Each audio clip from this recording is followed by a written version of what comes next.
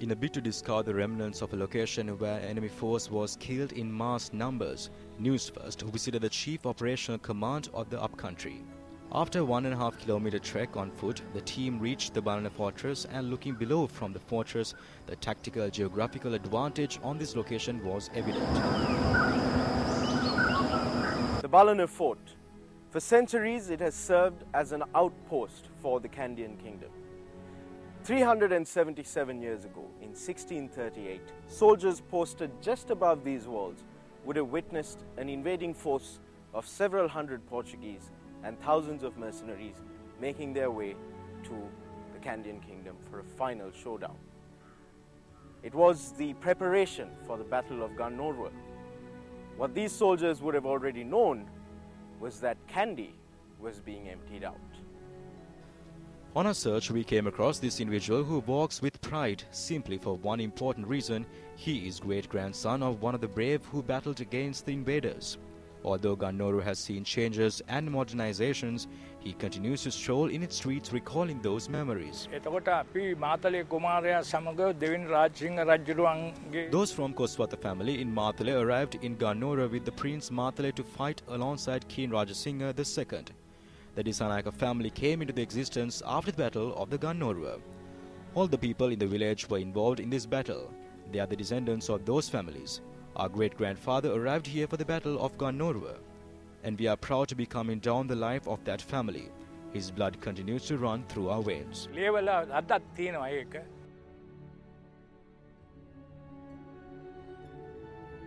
On the 27th March 1938, Diogo de Melo de Castro, the Portuguese captain, and his battalion entered Kandy in a bid to invade the entire hill capital.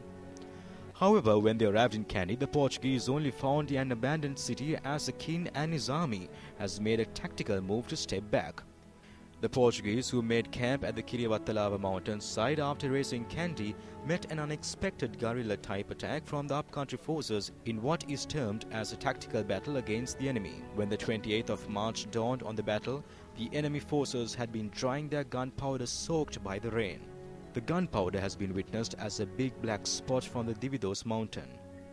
The Sinhalese forces who drew their fight-lit arrows from the Dividos mountain launched the attack of fire on the black spot, causing a massive loss to the Portuguese. Of the entire Portuguese battalion, only 33 survived while the rest were killed. It is reported that the body of Diego de Melo de Castro was never found.